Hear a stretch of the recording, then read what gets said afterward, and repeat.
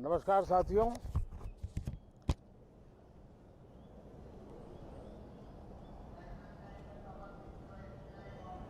Monsoon सत्र में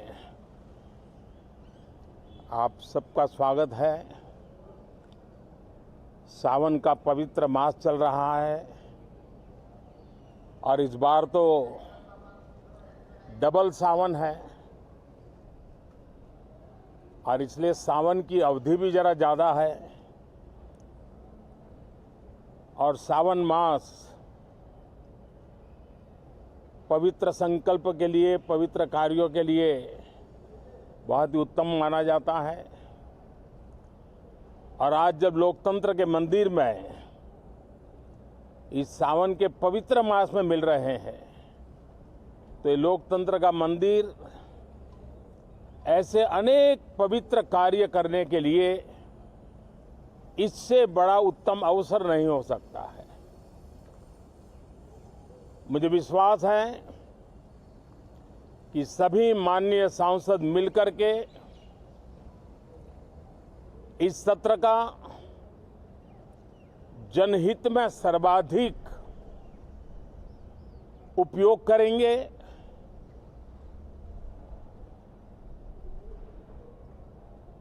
संसद की जो जिम्मेवारी है और संसद में हर सांसद की जो जिम्मेवारी है, ऐसे अनेक कानूनों का बनाना, उसकी विस्तार से चर्चा करना बहुत ही आवश्यक है। और चर्चा जितनी ज्यादा होती है, चर्चा जितनी ज्यादा पैनी होती है, उतना जनहित में दूरगामी परिणाम देने वाले अच्छे निर्णय होते हैं। सदन में जो माननीय सांसद आते हैं वो धरती से जुड़े हुए होते हैं, जनता के दुख दर्द को समझने वाले होते हैं और इसलिए जब चर्चा होती है तो उनकी तरफ से जो विचार आते हैं वो जड़ों से जुड़े हुए विचार आते हैं और इसलिए चर्चा तो समृद्ध होती है, निर्णय भी सशक्त होते हैं, परिणामकारी होते हैं। और इसलिए मैं सभी राजनीतिक दलों को, सभी माननीय सांसदों को इस सत्र का भरपूर उपयोग करके जनहित के कामों को हम आगे बढ़ाएं। ये सत्र अनेक रूप से महत्व का भी है क्योंकि इस सत्र में जो बिल लाए जा रहे हैं वो सीधे सीधे जनता के हितों से जुड़े हुए हैं। हमारी युवा पीढ़ी जो पूरी तरह डिजिटल वर्ल्ड के साथ एक प्रकार से नेतृत्व कर रही है, उस समय डेटा प्रोटेक्शन बिल देश के हर नागरिक को एक नया विश्वास देने वाला बिल है और विश्व में भारत की प्रतिष्ठा बढ़ाने वाला बिल है। उसी प्रकार से नेशनल रिसर्च फाउंडेशन, ये बिल एनआरएफ नई शिक्षा नीति के संदर्भ में एक बहुत बड़ा अहम कदम है और इसका उपयोग अनुसंधान को बल देना, इनोवेशन को बल देना, रिसर्च को बल देना और हमारी युवा पीढ़ी जो विश्व के अंदर नए उपक्रमों के द्वारा विश्व का नेतृत्व करने का सामर्थ्य रखती है, उनके लिए बड़ा अवसर देकर के आ रही है। जनविश्वास बिल सामान्य मानवीय के प्रति भरोसा करना, अनेक कानूनों को डिक्रिमिनलाइज करना, इस मुहिम को आगे बढ़ाने वाला ये बिल, उसी प्रकार से जो पुराने कानून है उनको खत्म करने के लिए भी एक बिल में प्रावधान किया जा रहा है। हमारे यहाँ सदियों से एक परंपरा रही है कि जब विवाद हो तो संवाद से सुलझाया जाए। मीडिएशन की परंपरा हमारे देश की बहुत सदियों पुरानी है।